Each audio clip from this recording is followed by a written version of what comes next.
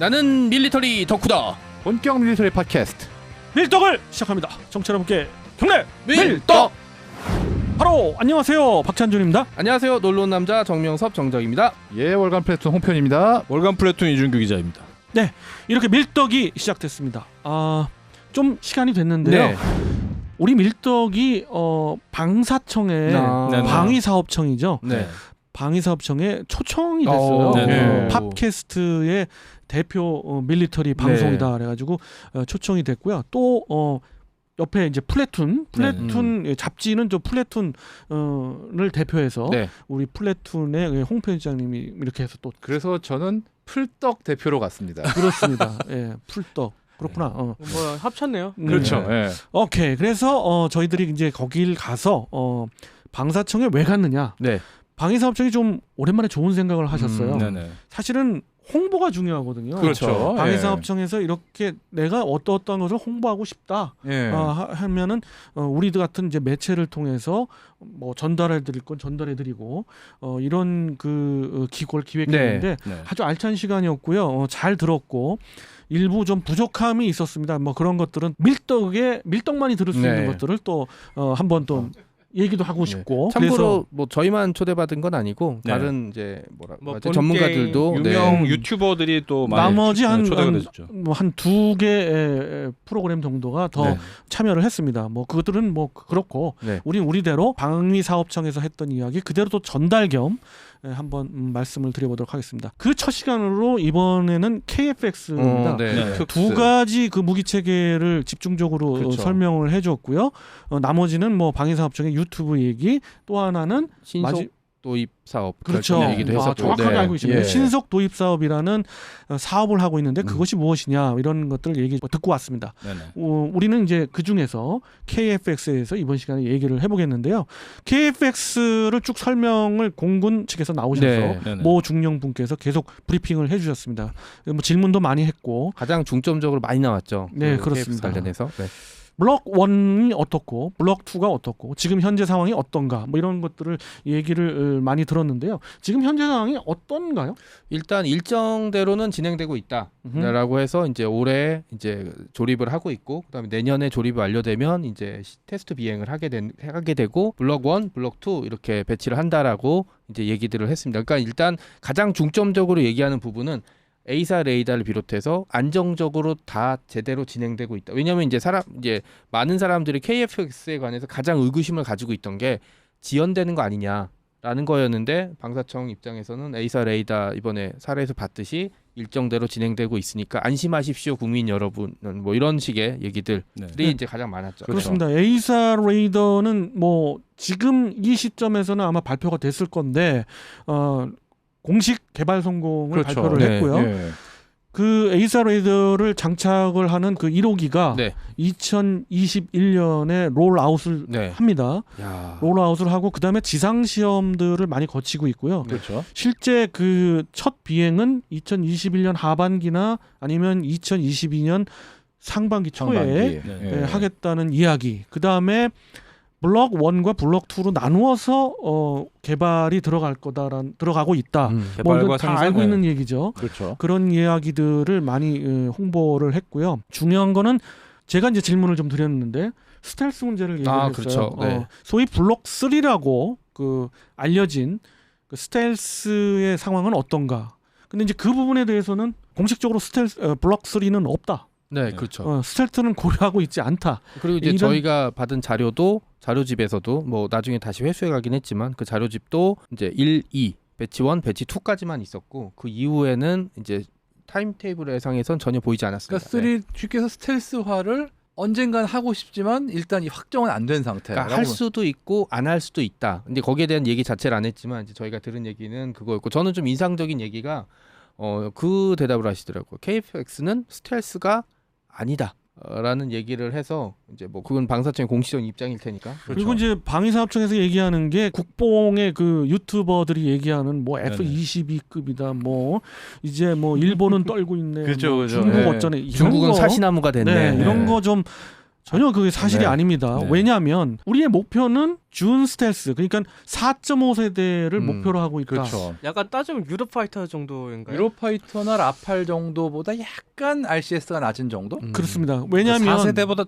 조금 나으니까 4.5세대라고 또 이렇게 살짝 불러. 굳이 하지만 네. 4.6 뭐 이런 식으로. 그러니까 어쨌든 4.5세대 기존의 4.5세대보다는 그래도 좀 RCS를 고려한 설계이긴 하지만 이걸 근본적으로 스텔스라고 부르기에는 무리가 있다.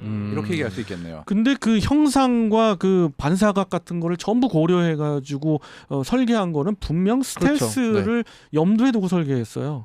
그리고 사실은 우리가 블록 3라고 얘기는 뭐 사석에서 하지만 사실 스텔스를 지향하고 있습니다. 그렇죠. 왜냐하면 우리가 스텔스 모드로 가는 여러 가지 방법들 있지 않습니까? 그런 방법들을 하나하나 항공 분야에서는 키워가고 있는 건 그렇죠. 사실이거든요. 심지어 내부 무장창 공간 마련했을 뿐 아니라 시험 자체는 했어요, 사실은. 그리고 카이의 내부 무장창을 설계하는 분을 제가 알고 있어요. 아, 그렇기 때문에 내부 무장창까지도 그 염두에 두고 있는데 이것이 스텔스가 아니다? 그건 아니죠.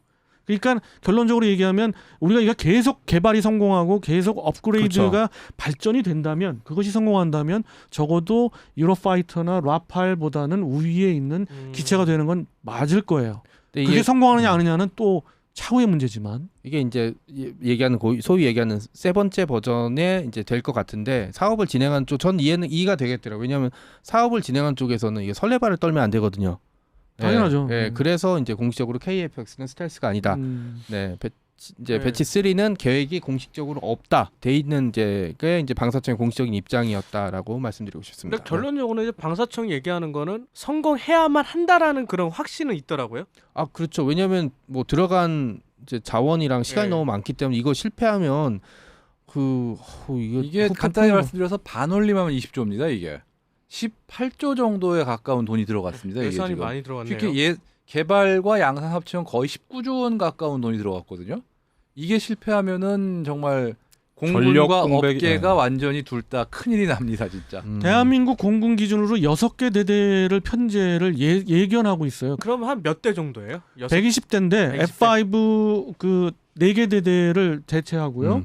그리고 F16 PBU 그러니까는 이제 피스브레이지 업그레이드. 그렇습니다. 네. 이제 블록 32 우리가 갖고 있는 뭐 업그레이드한 그 기체까지도 대체를 하기 위해서 만든 거고, 임무는 굉장히 중요한 임무 중에 하나가 주변국의 스텔스 기체를 커버하기 위해서, 그러니까 카운터 스텔스의 플랫폼으로 만들기 위해서 만들고 있는 거기 때문에 당연히 스텔스를 지향할 수밖에 없습니다.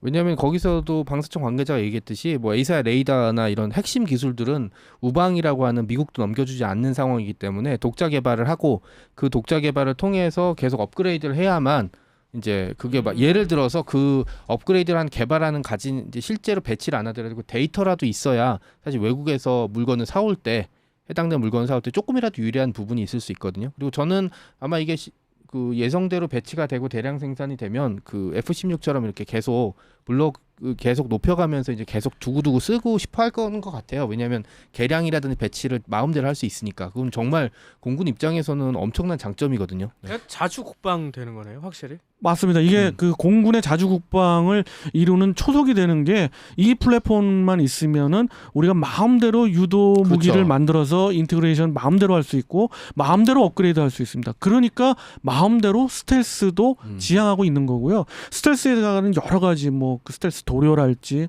요즘은 스텔스 코팅 얘기도 나오잖아요.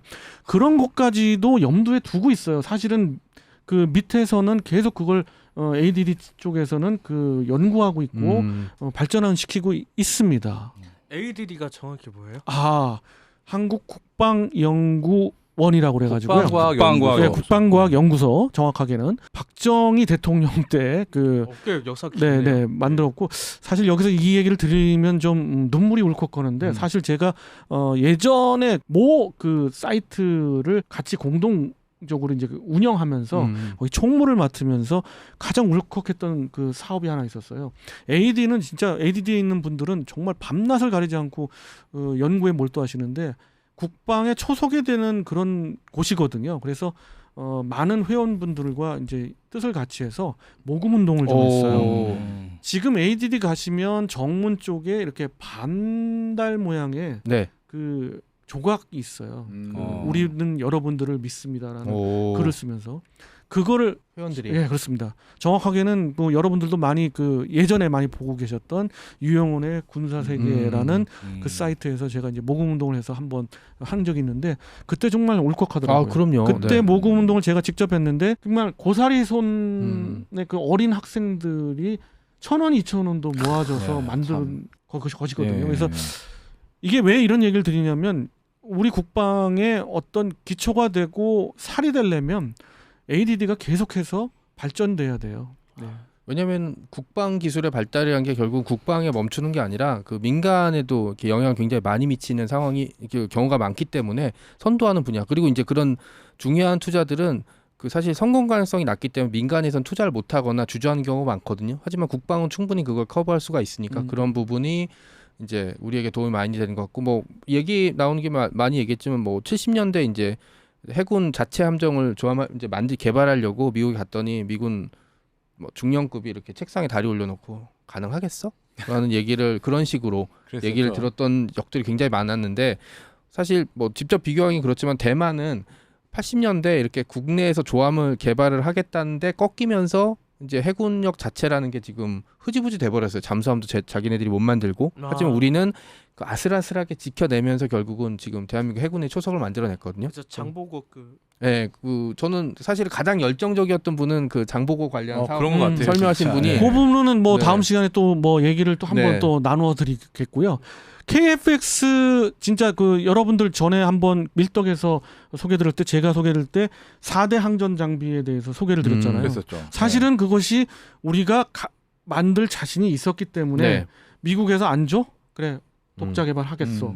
그래 갔는데 사실 그 부분은 어느 정도는 믿었어요. 근데 키는 뭐였냐면 이제 그 방사청에 초청해서 제가 했던 질문의 포인트는 우리 이 기자님도 질문을 주셨죠. 네네. 통합 항전 이런 항전 장비 4대 항전 장비를 포함한 모든 항전 장비를 통합하는 통합 센서들 또는 통합 시스템들이 과연 우리가 굉장히 어려운 거거든요. 그렇죠. 이거. 네. 이걸 합치는 게 어려운 거잖아요. 정말 이게 된다면 이제 군사 선진국으로 가는 거고 이게 되는 게 사실은 KFX의 성공의 핵심 거의 다예요. 거의 다.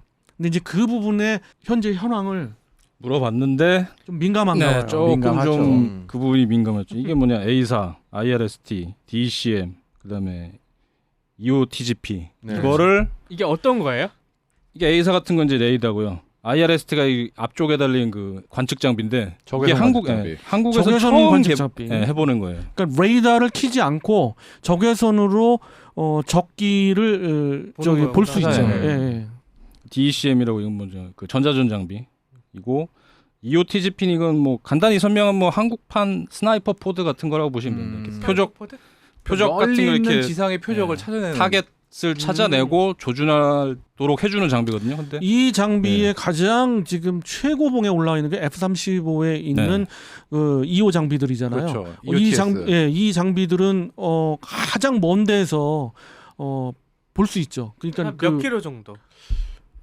적어도 300km 이상 떨어진 데서 볼 수가 있는 거예요. 탄도미사일 발사를 몇백 킬로미터 밖에서 표착한 경우도 있어요. F-35가 그 정도면은 22는 어느 정도일까? 아 근데 어떻게 보면은 F-22보다 뛰어나죠. 35가 나은 모습이 많이 좀 예, 있어요. 예, 그런 F-22는 지상 공격에 특화된 기체가 아니기 때문에 그런 기능이 별로 없습니다. 예. 방공 전투기와 그 F-35는 이름부터 틀립니다. JSF, 조인트 스트라이크 파이터. 그래서 어떻게 보면 할 수 있는 거는 F-35가 더 많은 경우도 있어요. 조금 다른 의미죠. 이제 육해공의 어떤 합동 네네. 타격기라고 그렇죠. 표현한 예. 것이 더 맞을 거고요. 해군, 해병대, 그렇습니다. 다 써야 되니까요. 그래서 이 통합하는 과정이 되게 힘든데 결국은 어떤 답을 들었냐면 해낼 수 있습니다. 그런 과정입니다. 네. 이 그렇죠. 정도. 근데 이게 그냥 제가 넘겨짚거나 이제 그런 건지 모르겠지만 좀 묘하게 자신감 같은 게 느껴졌어요. 예, 저는 약간 그런 느낌을 좀 받았거든요. 얘기하시면 그러니까 다는 얘기 못하겠지만 우리는 순조롭게 계획대로 할 수 있다. 뭐 적어도 이 시제품 만들고 필요한 구성품을 만드는 과정에서 큰일 났다, 망했다 이런 반응 없는 것만으로도 제가 보기엔 대단하다고 생각은 해요. 그죠. 관계자 입에서 그래도 순항 중이다라고 얘기가 그러니까 나왔어요. 그 정도면은 꽤 잘 되고 있는 거라고 봅니다. 일단 진행 자체는. 제가 볼 때는 이걸 그 간접 증명할 수 있는 게 바로 인도네시아 문제인데 인도네시아의 뭐 분담금 문제가 얘기 나오잖아요. 근데 그렇게 신경 안 써요. 그쵸. 그러니까요. 대한민국에서. 짜증은 나지만 좀 짜증나지만 신경 안 쓰는 게 인도네시아 니네 어차피 우리 KFX를 안 가져가면 안 되게끔 돼 있어. 걔네들 항공산업 자체가 무너지니까. 그럼 벌써 투자한 금액이 3천억이 넘는데 3,500억 되잖아요. 지금까지 낸 것만. 물론 많이 안 내고 있지만 그럼 그런 것들을 다 포기할 수밖에 없다? 이건 말이 안 되거든요. 근데 그런 분담금의 여부 그 인도네시아 상관없이. 문제와는 관계없이 성공할 수 있다라는 게 간접적인 어떤 자신감인 것 같고. 뭐 근데 어쨌든 그걸 떠나서 인도네시아가 하는 행태를 보면 참 짜증 엄청납니다, 진짜. 지금 또 따로 들은 소식에 의하면 그 코로나 바이러스 핑계로 떠났던 인도네시아 개발진 다시 들어와 있습니다. 국내. 왜냐하면 들어오겠다고 하는. 어. 예. 자기 나라 자국의 항공 산업에 있어서 투자한 게 너무 많기 때문에 KFX 꼭 들어와야 되거든요. 근데 갑자기 대한민국이 강짜를 부리는 우리 강짜라고 하긴 뭐하지만 그래? 중짜라고 하시죠. 배짱이죠, 그러니까 어. 배짱. 니네 필요 없어. 뭐 이런 개념인 거죠. 그러니까 이거 안 되겠다 싶어서 다시 들어오는 거죠. 왜냐하면 만약에 순조롭게 개발이 돼서 2020년대 후반에 만약에 실전 배치되는 게 확인이 된다면 정말 많은 나라에서 관심이 있겠죠. 그렇습니다. 네. 지금 예상으로는 2026년에 양산 체제에 들어가서요. 네. 향후 2030년까지 120대가 양산될 예정입니다. 그리고 나서 이제 이후에 저는 계속 이제 추가적으로 배치가 될 예정이라 네, 저는 이제 이게 숫자가 120대 그치지 않고 더 늘어나지 않을까. 네, 그렇습니다. 네. 이거 하나 특기할 만한 점은 요번에 가서 확인한 게 그 매니아들사이에 많이 소랑설레가 있었죠. 이게 미사일 시스템 어떻게 되는 거냐. 보니까 지금 거의 유럽제로 확정이 됐고 뭐. 아이리스티하고 미티어 네. 그리고 계열로 가게 배치된 될것 다음에는 같습니다. 아마 암람 인티그레이션도 가능은 할 거예요. 가능하지만 AIM9X하고. 미국에서 허가를 안 하기 때문에 아직까지는 좀 암울하긴 하죠. 암람 D를 허가를 안 하더라고요. 뭐 일단 얘기하는 걸로는 양산하고 일단 안정이 되면은 가능은 할 거다라는 그렇지. 정도는 예, 얘기하더라고요. 예. 뭐 일단 두고 봐야죠. 독자적으로 국내에서 미사일을 개발해서 탑재할 수 있는 방법은 없어요? 대한민국의 방산의 강점이 그 올바른 방향으로 가고 있다고 느끼는 것 중에 하나가 이스라엘처럼 한 곳에 집중해야 되기 때문에 그런데 되게 뭐 여러 개를 다 발전하고 있지만 그 중에서도 강점인 게 유도무기 체계예요. 네네. 탄도미사일부터 해가지고 미사일 분야에 있어서는 정말 거의 세계적인 수준에 올라와 있거든요. 따라서 공대공 미사일들을 개발할 수는 있어요. 다만 개발의 필요성이 없었던 건데 플랫폼이 우리나라의 플랫폼이 KFX가 개발 성공이 됐다? 이건 뭐 날개를 단 거죠. 그렇기 때문에 공대공 미사일은 국산 공대공 미사일은 당연히 개발 수준을 밟을 거고요. 그런 과도기전 측면에서 유럽산 공대공 미사일이 들어오는 거고 어떤 면에 있어서는 암람보다 유럽산 공대공 미사일이 성능도 좋아요. 암람이 뭐예요? 암람은 중거리 공대공 미사일의 대표 무기체계고요. AIM-120이라고 그래가지고 A형, B형, C형까지 지금 나와 있고 우리나라에서는 B형과 C형이 지금 배치가 되어 있고요. 가장 최신형은 D형입니다. 예. 자, 이렇게 해서 KFX를 계속 이야기해 보고 있는데요. 뭐 마지막으로 KFX에 대해서 뭐 그 방사청 관련돼 가지고 이야기 나누실 거 있으시면 하여간 뭐 흥미로운 얘기를 많이 들었고요. 그다음에 아까도 말씀하셨는데 그 4대 항전 장비 통합에 대해서 일단은 방사청 입장은 완성은 됐다. 근데 결합은 안 해봤으니 열심히 해보겠다. 날려보겠다. 네, 달려보겠다. 그래서 아마 지상 시험 뭐 올해 초 아니 내년 초부터 시작될 것 같고. 엄청 뭐 취재하셔야겠네요, 진짜. 네. 근데 어쨌든 거기서도 뭐 트러블 슈팅이 시간이 오래 걸릴 거다라고 떡밥은 사실은 던지시더라고요. 그게 제일 문제예요. 네. 그 개별 구성품을 만드는 것보다 그걸 기체에 싣고 그게 하나로 작동하게 하는 그게 통합이 제일 어렵습니다, 사실. 그래서 거기서 그것이 네. 문제점들을 어떻게 해결하느냐가 이 일정에 맞춰서 완성이 되느냐 안 그렇죠. 되느냐의 핵심입니다. 그렇죠. 그게 트러블이 생기면 길어집니다. 이제 그게 관건인 거고요. 이제 KFX에 관해서 사실은 조금 부정적인 쪽에 가까웠었죠. 그러다가 이제 설명을 들어보면 이거는 근데 사실은 배치가 안 되면 난리가 나는 상황이라 사실은 좀 이제 예의주시하는 그런 상황에 와 있고 이제 그 설명을 들으니까 제가 뭐 100% 전문가는 아니긴 하지만 뭐 관계자들은 별 문제가 없이 일정대로 진행할 수 있다. 그러니까 이제 내년 하반기에 에어쇼가 열리게 되면 그 목업 말고 어쩌면 우리 첫 번째 조립된 기체를 가까이서 볼 수 있고 운이 좋으면 정말로 눈앞에서 볼 수 있는 시기가 오죠. 그럼 이게 코로나가 1950년대에 그 손으로 만든 폭탄 던지고 막 경비행기밖에 없던 시절에 대한민국 공군이 독자적으로 차세대 전투기를 개발했다는 거는 어떤 과정을 거치면 정말 멋있는 일이라고 할 수 있죠. 그렇습니다. 그거 덧붙인다면 일본이 6세대로 바로 가는 그 정책을 피우는데 과연 어디가 올바른 선택을 했느냐 이것도 귀추가 주목되는데요. 대한민국이를 간절히 바라면서 또 하나 흥미로운 거는 한화 에어로스페이스에서 2030년 넘어가기 그 직전까지 우리나라 독자의 엔진, 제트 엔진, 터보팬 오. 엔진을 만든다는 거. 이거 가능하다면 KFX에 추가 적용도 할 수 있어요. 그러면 더 나아가서 좀 많이 앞서가는 얘기지만 네. 슈퍼 크루징이 가능한 스텔스 전투기 저는 좀 가능하다고 보고 있습니다. 예. 뭐 세금 더 낼 수 있습니다. 네. 근데 뭐 마지막으로 KFX에서 뭐 큰 문제 없이 잘 순항하길 빕니다. 네, 그렇습니다. 우리의 모든 바람은 순항하기를 바라는 것입니다. 정치 여러분께 혈내 밀떡